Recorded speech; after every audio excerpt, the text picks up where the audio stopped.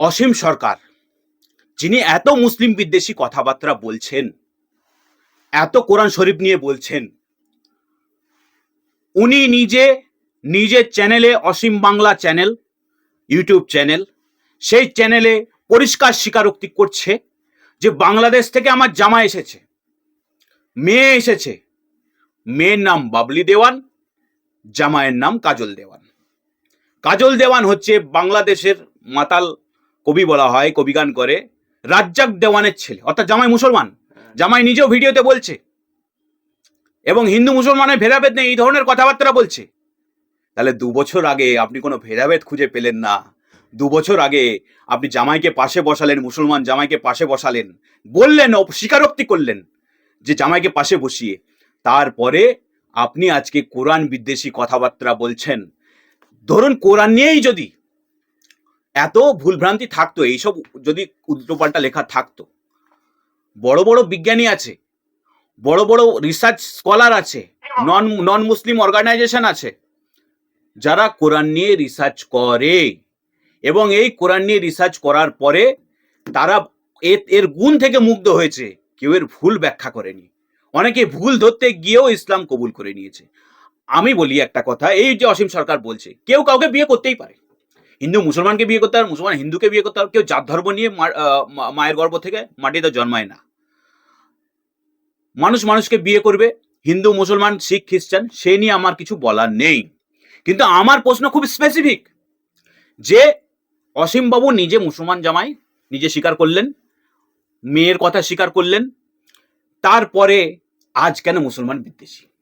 একটাই কারণ, ভোট এসে গেছে, উনি বিধায়ক হিসাবে বিফল বিধায়ক, ফেলিওর বিধায়ক, দলের কাছে হাইলাইট হতে চাইছেন, মানুষের কাছে এই জিনিস নিয়ে চাইছেন। যদি এই কোরআনের ভুল উনি একটা ভুল ব্যাখ্যা করে দেন, তাহলে মানুষ কিন্তু অন্য হিসাবগুলো ভুলে যাবে। তাই এই অপব্যাখ্যা করেছেন। আমি পরিষ্কার বলি, আপনি বলেছেন প্রস্রাব করে দেবো কোরআনে, ওরকম বাংলাদেশ থেকে যখন জামাই এসেছিল, আপনি কি জামাইয়ের মাথায় প্রস্রাব করে বাড়িতে ঢুকিয়েছিলেন? না আপনি যখন বাংলাদেশে গিয়েছিলেন তখন আপনার মাথায় জামাই প্রস্রাব করে বাড়িতে নিয়ে গেছিল, বাংলাদেশে নিয়ে গেছিল? প্রথমত আমি আপনাদের মাধ্যমে সবাইকে বলি, যারা যারা বলছে আমি এফআইআর করেছি, কেউ এফআইআর করছে না। প্রত্যেকে একটা করে কমপ্লেন লেটার নিয়ে যাচ্ছে থানায় নিয়ে গিয়ে একটা কন্টেন্ট নট ভেরিফাইড স্ট্যাম্প মারছে, আর বাইরে বেরিয়ে এসে ফেসবুকে ছবি দিচ্ছে অসীম সরকারের নামে এফআইআর হলো। ওসব এফআইআর কিচ্ছু হচ্ছে না, প্রত্যেকে কন্টেন্ট নট ভেরিফাইড স্ট্যাম্প মেরে বাড়িতে নিয়ে এসে রেখে দিচ্ছে। এফআইআর কমপ্লেন লেটার থানায় জমা দেওয়ার পরে এফআইআর কালেক্ট করুন বিনা পয়সায় থানার থেকে। এফআইআর সাথে আপনার কমপ্লেন লেটারের জেরক্সও থানা থেকে দেওয়া হয়।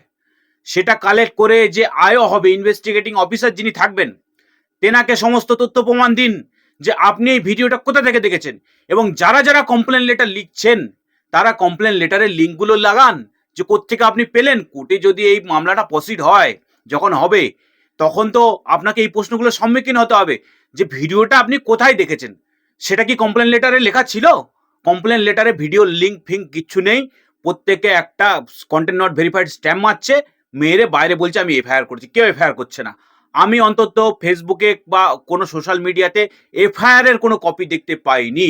এমপিও তাই করছে, তৃণমূলের এমএলএও তাই করছে। লোক সমাজের কাছে এখন ভোট এসে গেছে, ভালো হতে হবে, প্রত্যেকে এমএলএ চলে যায়, মুসলমান এমএলএ গুলো চলে যাচ্ছে, গিয়ে একটা কমপ্লেন লেটার স্ট্যাম্প মারিয়ে বলছে এফআইআর করলাম। কেউ এফআইআর করছে না। এরা এফআইআর যদি কেউ করে, এফআইআর এর যে ফরম্যাট আছে, প্রপার ফরম্যাট আছে, সে এখন নতুন ফরম্যাট এসছে, প্রপার ফরম্যাট কালেক্ট করুন, তখন বলুন যে অমুক পিএস, অমুক কেস নম্বর, অমুক বছরের ডেট, অমুক আন্ডার সেকশন অমুক অমুক ধারাতে কেসটা স্টার্ট হলো, তবেই তো এফআইআর হবে, তবেই তো আপনি এগোতে পারবেন আইনিভাবে। শুধু তৃণমূলের নেতারা, এমপিরা গিয়ে একটা কমপ্লেন লেটার লিখছে বাংলায় 2-4 লাইন, গিয়ে বলছে এফআইআর করে দিলাম। কেউ এফআইআর করছে না। এরা অর্থাৎ যেগুলো করছে সেগুলো সব হচ্ছে পকেটে কাগজ গুজিয়ে রাখার মতন কাগজ। এই মুহূর্তে এফআইআর স্টার্টই হয়নি।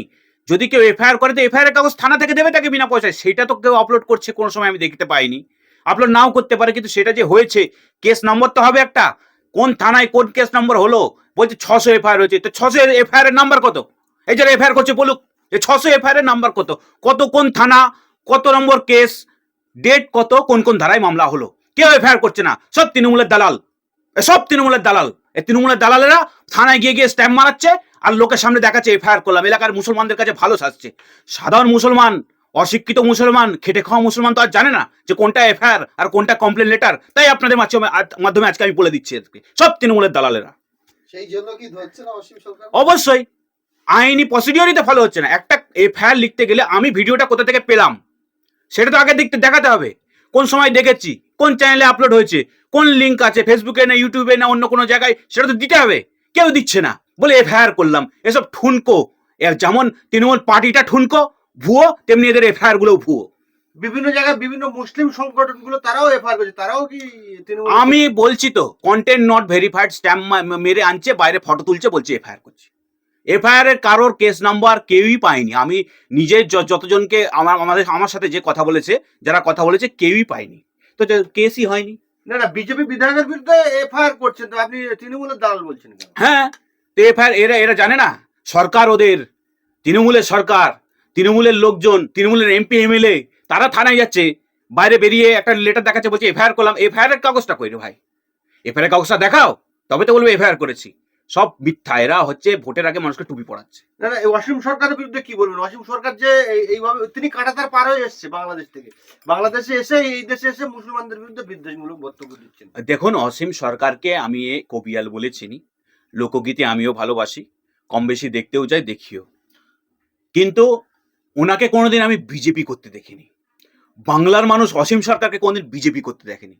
অসীম সরকার বিজেপি ক্যান্ডিডেট হয়েছে 2021-এ, 2021-এ জিতে গেছে। 2024-এ উনি বর্ধমান পূর্ব লোকসভার বিজেপির ক্যান্ডিডেট ছিলেন, লক্ষাধিক ভোটে হেরে আবার বাড়ি ফিরে চলে এসেছেন। জিততে পারেননি, এমপি হতে পারেননি, ওনার কপালে শিখে ছেড়েনি পার্লামেন্টে যাওয়ার। কিন্তু আবার কি হলো, 2026-এর ইলেকশন চলে এসছে। এই ইলেকশনের আগে একটা প্রোপাগান্ডা ছড়াচ্ছে। একজন বিধায়ক, তিনি বিধায়ক ফান্ডের টাকা পান, একজন বিধায়ক বিভিন্নভাবে এলাকার মানুষকে রিপ্রেজেন্ট করার সুযোগ পান বিধানসভার বাইরেও করেন। সংবিধানের শপথ নেন যে আমি সংবিধান মেনে চলবো সত্যনিষ্ঠার সাথে। কোথায় সত্যনিষ্ঠা? সংবিধানের শপথ যখন কেউ এমএলএ হয়ে গেল, তখন কি সে কোনো পার্টির রইল? সে কি কোনো হিন্দুদের এমএলএ রইল, কেউ মুসলমানের এমএলএ রইল? এরকম তো আমাদের সংবিধান নয়। সুতরাং হচ্ছে সম্পূর্ণ অসাংবিধানিক কথাবার্তা বলে মানুষকে উত্ত্যক্ত করে বিভাজনের রাজনীতি করতে চাইছে, এবং উনি যে বিজেপি হয়েছে এটা বিজেপির লোকদের কাছে উনি কনফার্ম করতে চাইছেন। তাই এই ধরনের অবমাননার সুযোগ কাজ করেছেন। উনি গানের মাধ্যমে বলেছিল যে এসআইআর হলে হিন্দুদের ভাই নেই রে, ভাই নেই, হিন্দুদের ভাই নেই।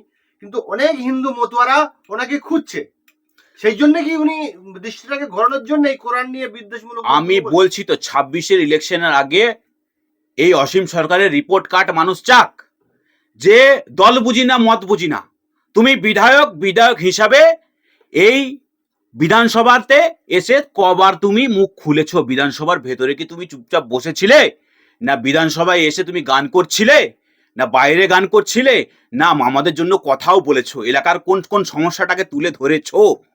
অসীম সরকার কি সেটা করেছে? অসীম সরকার যে এমএলএ ল্যাডের ফান্ড পেয়েছে সেটা কি খরচ করেছে? অসীম সরকার এলাকার মানুষের ভেতরে যে দুস্থ দরিদ্র ছিল কজনের পাশে দাঁড়িয়েছে? এইগুলো মানুষ জবাব চাইবে।